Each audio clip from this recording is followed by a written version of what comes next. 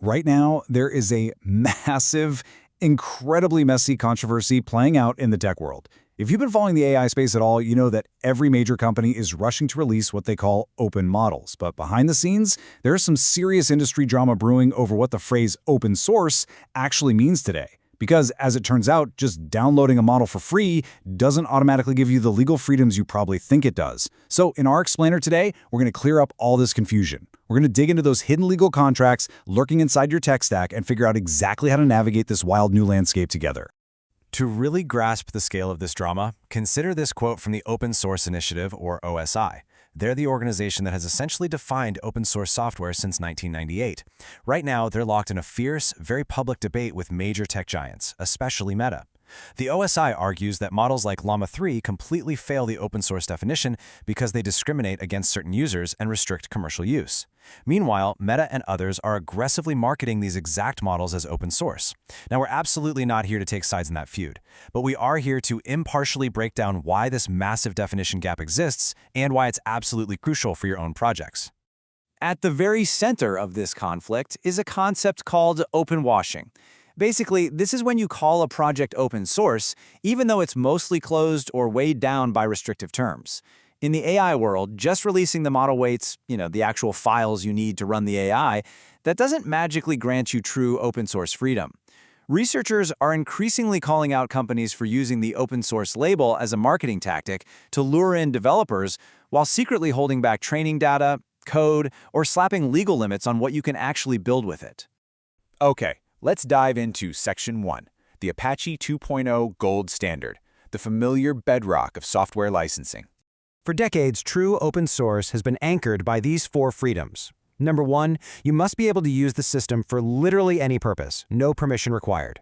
Number 2, you must be able to study exactly how it works. Number 3, you must be allowed to modify it. And number 4, you can share it, whether you've modified it or not. This is exactly the baseline developers and enterprise legal teams expect. If a license stops you from doing any of these things, like, say, telling you that you can't use the software in a specific industry, then it breaks these freedoms. Bottom line, it's not open source. When we compare the heavyweights of classic open source licenses, a really crucial difference pops up. While MIT and BSD are fantastic, highly permissive licenses, Apache 2.0 includes an explicit patent grant. And this is exactly why Apache 2.0 is considered the gold standard for enterprise legal teams. If you're using code licensed under Apache 2.0, you are explicitly protected from patent assertions by the contributors. It's legally crystal clear, it's incredibly commercially friendly, and the terms are immutable. That means the creator can't just wake up one day, change their mind, and revoke your rights.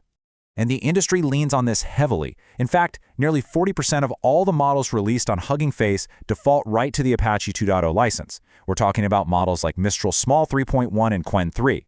Because it offers that explicit patent grant and absolutely zero use case restrictions, developers can just grab an Apache 2.0 model, bake it right into a commercial product, and ship it. No massive months-long legal review required. It's totally frictionless.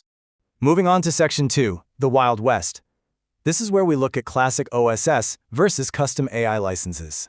So, how did things get so complicated? Well, it all comes down to a fundamental shift in the rules. Classic OSS licenses like Apache 2.0 govern source code as a copyrighted work. It's a static, human-readable thing.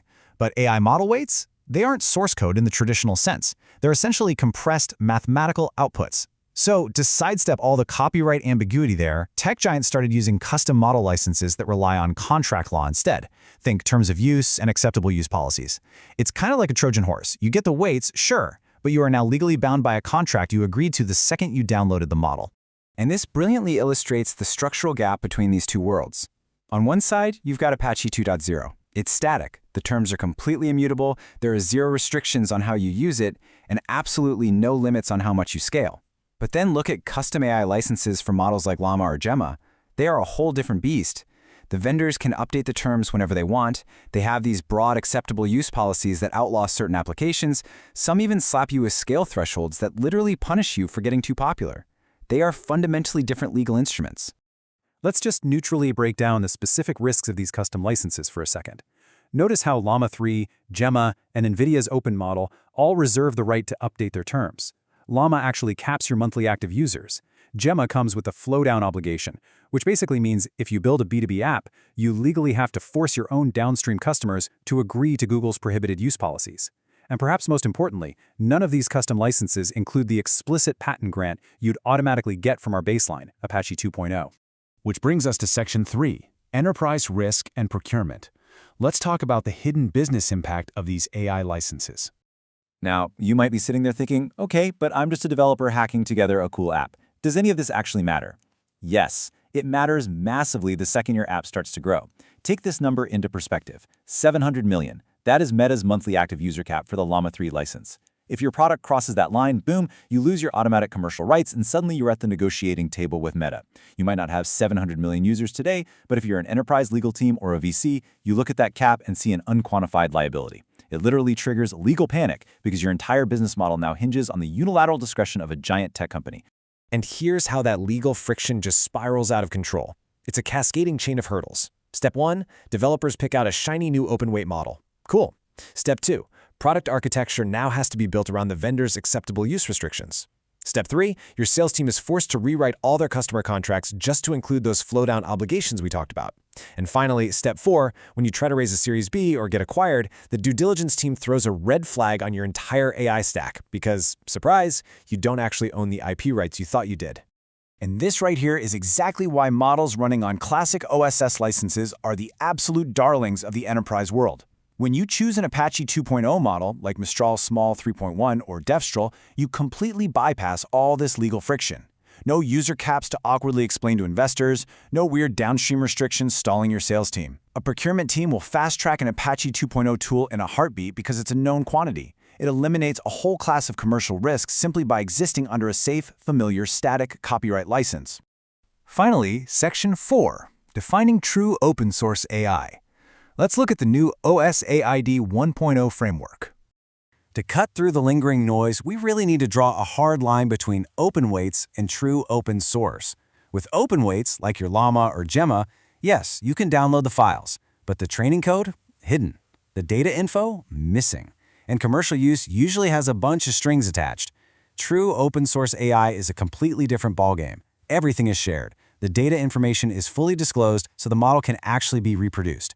And commercial use is 100% unrestricted. They are definitely not the same thing.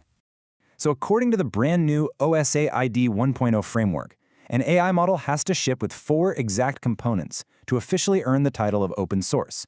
You need the source code, you need the weights, you need enough info about the training data that a skilled person could recreate the system from scratch.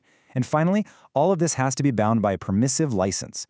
And honestly, what fits that final requirement better than our gold standard Apache 2.0? It guarantees the 4 freedoms without any sneaky field of use restrictions. Applying this strict new bar to the real world is super fascinating because very few models actually pass the test. Models like i2's OLMO and Eleuther AI's Pythia are closely aligned with OSAID. They share their data, their code, their weights, and they use permissive licenses. Now, massive hits like DeepSeek and Kin are what we call license-aligned. They use MIT or Apache 2.0, which is absolutely amazing for commercial freedom, but they fall just a tiny bit short of true open source because they don't fully disclose their training data information. So as we wrap up this explainer, I want to leave you with one final thought to chew on. Take a hard look at the AI models currently running in your own tech stack.